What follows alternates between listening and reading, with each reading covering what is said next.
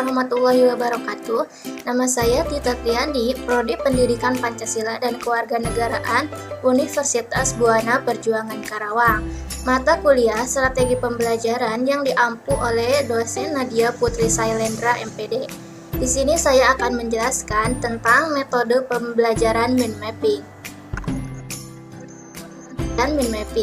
Mind mapping atau peta pemikiran adalah suatu teknik pembuatan catatan-catatan yang dapat digunakan pada situasi, kondisi tertentu seperti dalam pembuatan perencanaan, penyelesaian masalah, membuat ringkasan, membuat struktur, pengumpulan ide-ide untuk membuat catatan, rapat, debat, dan wawancara, menurut Spenteson tahun 2004. Penemu mind mapping. Konsep mind mapping asal mulanya diperkenalkan oleh Tony Buzan pada tahun 1970-an. Menurutnya, mind map adalah sistem penyimpanan, penarikan data, dan akses yang luar biasa untuk perpustakaan raksasa, yang sebenarnya ada dalam otak manusia yang menakjubkan. Buzan tahun 2009. Mind map adalah cara termudah untuk menempatkan informasi ke dalam otak dan mengambil informasi keluar otak. Mind map adalah cara mencatat yang kreatif, efektif, dan secara harfiah akan memetakan pikiran-pikiran kita. Pemetaan pikiran yang dikemukakan oleh Buzan ini didasarkan pada kenyataan bahwa otak manusia terdiri dari 1 juta sel otak atau setara dengan 167 kali jumlah manusia di bumi. Sel-sel otak tersebut terdiri dari beberapa bagian. Ada bagian pusat, nukleus, dan ada sejumlah bagian cabang yang memencar ke segala arah, sehingga tampak seperti pohon yang menumbuhkan cabang ke sekelilingnya.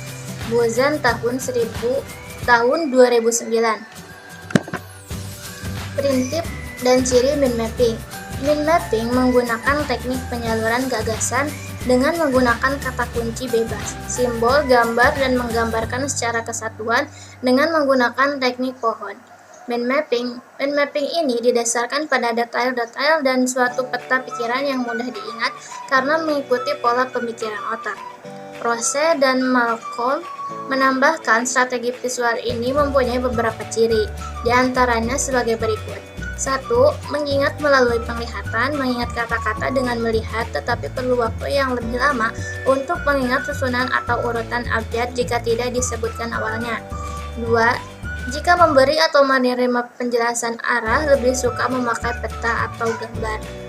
3. Aktivitas relatif, menulis, menggambar, melukis, merancang.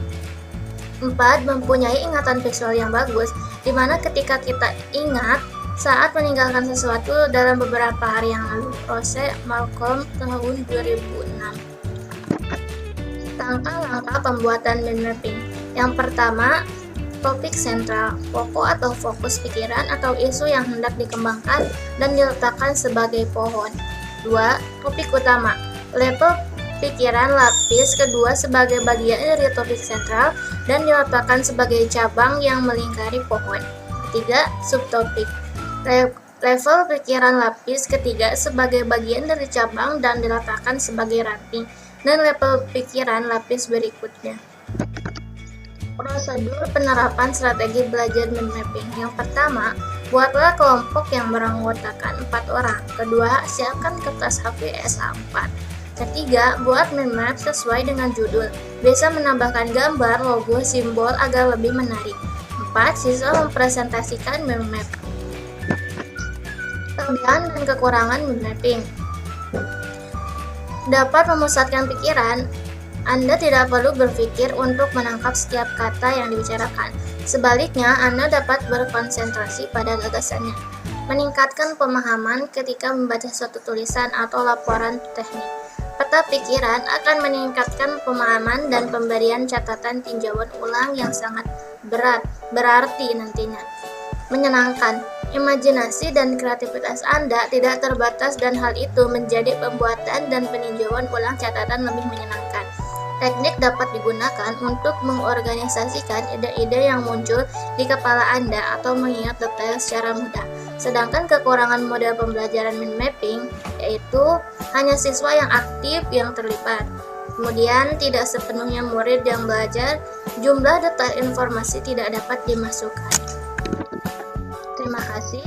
Sekian yang dapat saya jelaskan. Mohon maaf atas kekurangan. Wabillahi taufik wal hidayah. Wassalamualaikum warahmatullahi wabarakatuh. Anak-anak, sekarang Ibu tugaskan kalian untuk membuat kelompok. Satu kelompoknya itu ada 4 orang ya anggotanya. Udah? Ayo sekarang buat kelompok dulu. Udah ya? Ini kelompok berapa? Kelompok 2, Bu. Kelompok 2 ya. Sekarang kalian siapkan kertas HPS A4. Udah ada? Ada, Bu. Nah, sekarang Ibu tugaskan kalian untuk membuat mind mapping. Seperti pada contoh yang Ibu buat, seperti ini ya. Judulnya yang ada di LKS ya, coba bisa dilihat dulu. Judulnya Kebinekaan Bangsa Indonesia. Nah, nanti kalian bisa menggunakan kertas origami maupun gambar-gambar kalian buat sekreatif mungkin ya. Membuat mind mapping sekreatif mungkin. Nah, kemudian jika kalian sudah membuat mind mappingnya, kalian presentasikan di depan ya. Bisa dipahami?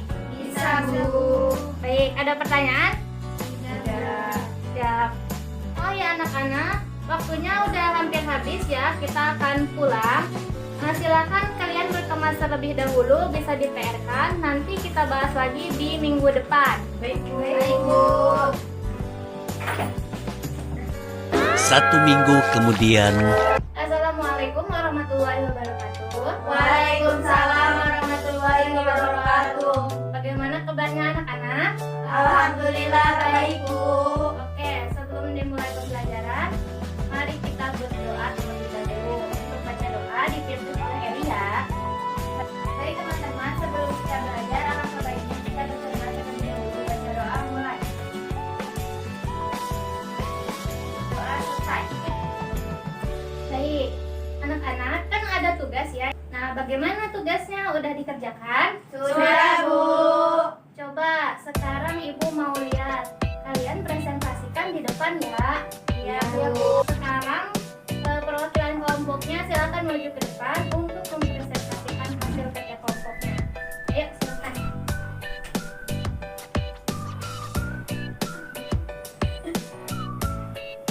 Baik teman-teman, ini hasil kelompok 2. Nah, di sini ada kebinekaan bangsa Indonesia. Ada kebinekaan mata pencarian. Dataran rendah ada petani, laut ada nelayan. Terus ada kebinekaan budaya. Nah, selanjutnya ada kebinekaan gender, ada kebinekaan agama, yaitu ada 6. Ada agama Islam, Kristen Protestan, Kristen Katolik, Hindu, Buddha, dan Konghucu. Selanjutnya yang terakhir ada kebinekaan ras. Ada 4, yaitu ada ras Malayan Mongoloid, Melanesian, Asiatic Mongoloid, dan Kaukasoid. Baik, terima kasih anak-anak. Silakan kembali ke tempat duduknya. Tos dulu. Baik, terima kasih anak-anak. Kalian sudah mempresentasikan hasil kerja kalian. Bagaimana, ada kesulitan enggak saat mengerjakannya? Ada, Bu. Coba Ibu tanya, apa kesulitannya? Itu pada saat mencari poin-poin dari materi kebinekaan bangsa Indonesia, Bu. Oh, jadi ternyata susah ya. Iya, Bu.